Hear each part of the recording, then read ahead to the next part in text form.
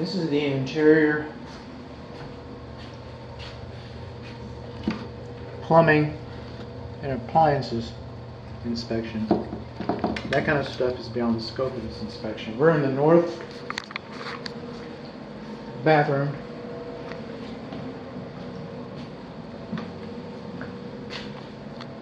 None of our plumbing has discussion plates, whether supply piping or drains. None of them have discussion plates. This bathtub, these windows are concerning. They could fall. They're not tempered safety glass. They are decorative glass, so technically they're fine, but they are concerning. Very interesting. I've got some pictures that you'll see of the staining coming down from behind this surround. And then we ran water earlier, and the staining now is a lot less visible, so it kind of washed off. So leave the bathtub alone, come back, you see the staining. You know something's going on behind this wall. A little bit of corrosion around our stopper right there. A little bit of rust. Okay, on the... So, this tub's not that old either. It's kind of disheartening because I'm about to replace the bathtub. My bathtub's old. I don't want to start rusting, cracking, and rusting like that. Hots on the left, coals on the right. We've got GFCI over there. Again, we do not have discussion plates. Either one.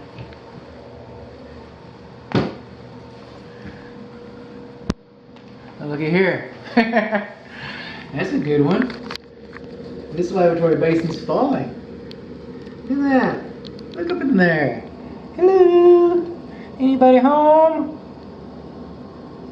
Hello? Can water get through there? Probably not. Just a couple gallons. That's all. Okay. GFCI works. Our bathroom vent fans vent directly into the attic. You're not supposed to do that. Here's our thermostat. It's an appliance. This is an appliance. We've got a whole video for this. But what we don't have a video of is after I did this, for lack of a better word, inspection, I was looking for carbon. I put it in the heat mode. Wanted to see how the flame works. The flame looks okay.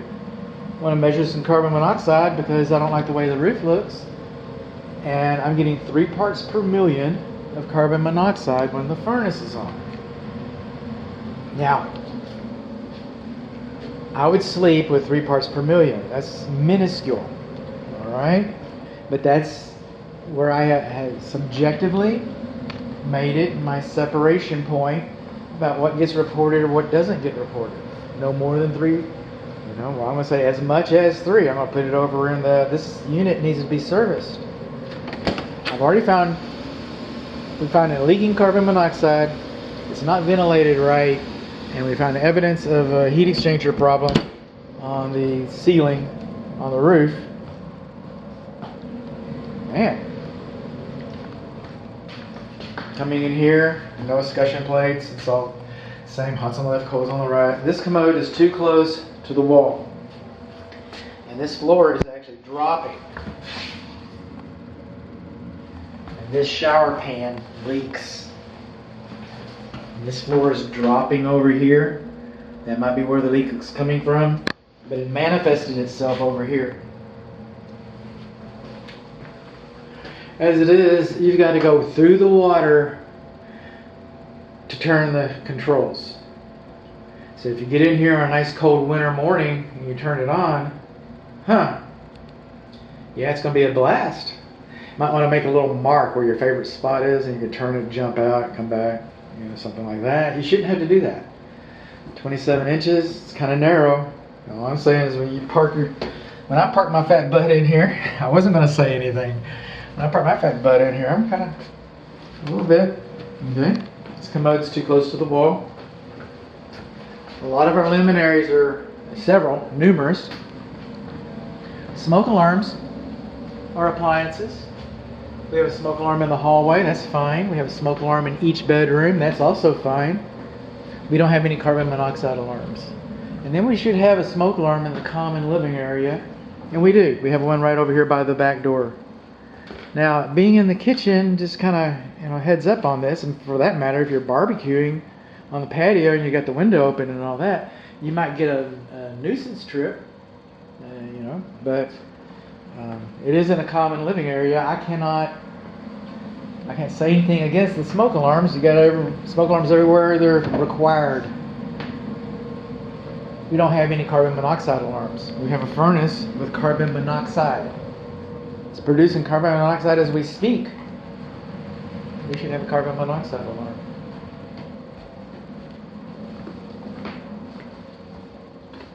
Coming on in, this is our kitchen. One thing I like to do is this is called a foul line, F-O-U-L, by the way. Now, I don't mind talking about this today, considering what the lavatory basin looks like in the other bathroom. Okay, it's where all the cooties hide, and the germs, the bacterium, and the viruses. Okay. So coming along underneath here. I like to mention the size of the food waste disposal. All I can tell you is that it's old, man. Alright, we're missing our escutcheon plates, just like everywhere else. Our cable's coming in unprotected. Okay, that should have had a connector on there. Our drain for our dishwasher does not have a high loop. So, if Elon Musk is flying above us in SpaceX and his thrusters put some barometric pressure, we got barometric pressure anyway. We don't need to talk about Elon. Alright, the barometric pressure comes down like the weatherman's talking about and pushes down against all the dirty water here. And then it forces it, so we don't have a high loop, we don't have an anti-skip. Then all the dirty water goes down in here in our clean dishes. We don't want that.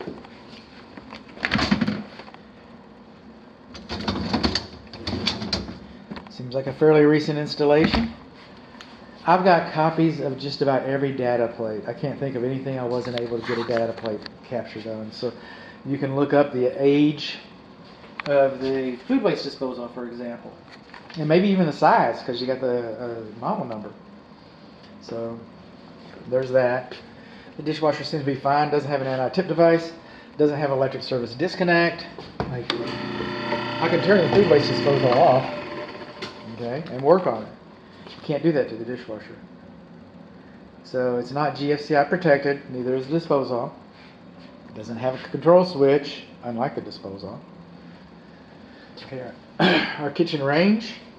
Oh, and we got the kitchen island doesn't have any electric receptacle outlets, and probably not required since we don't have an appliance on it.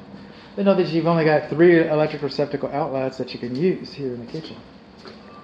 The kitchen range does not have an anti-tip device.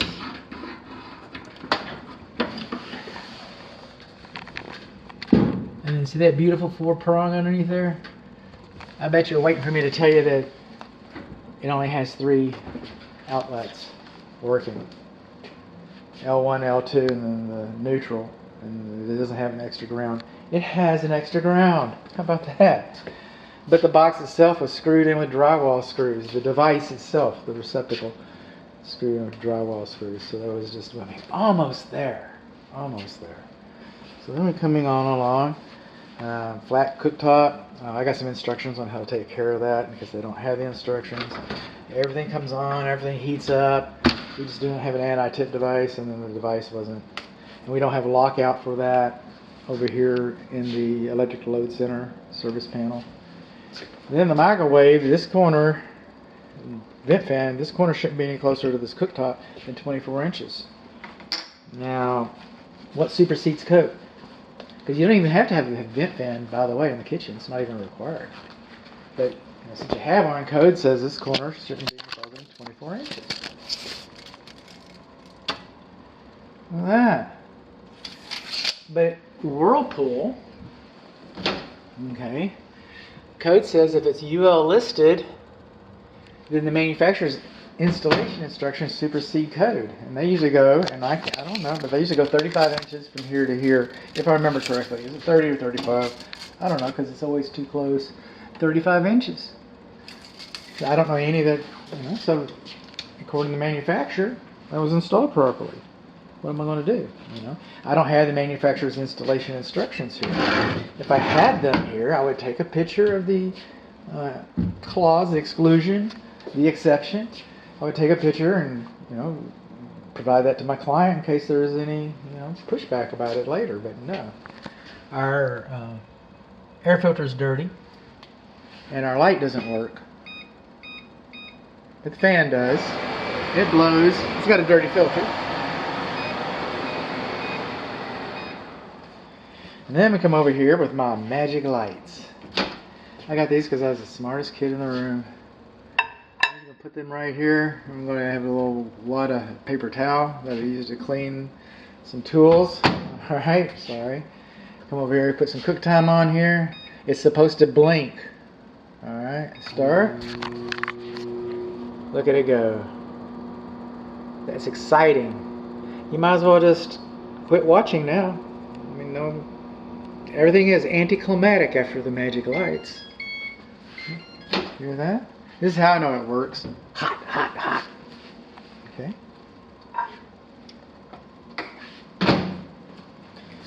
Alright. We're through, but refrigerators are beyond the scope of this inspection. I got a picture of the data plate. I think I got a picture of the data plate. I will have a picture of the data plate for you.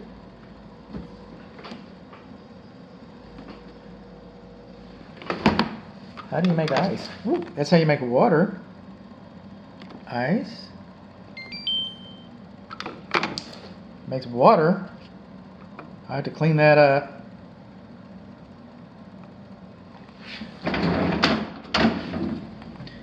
We do have ice. I will clean that up. We're almost done. You don't want a video of that. Me doing housework is not pretty. Okay, we're missing our receptacle cover plate back here. We're missing our trim ring right there. And the clothes dryer, it's a 3-prong clothes dryer. We're missing that right there. I know the clothes dryer came on because it was an easy way to test to see if we had electricity coming to it.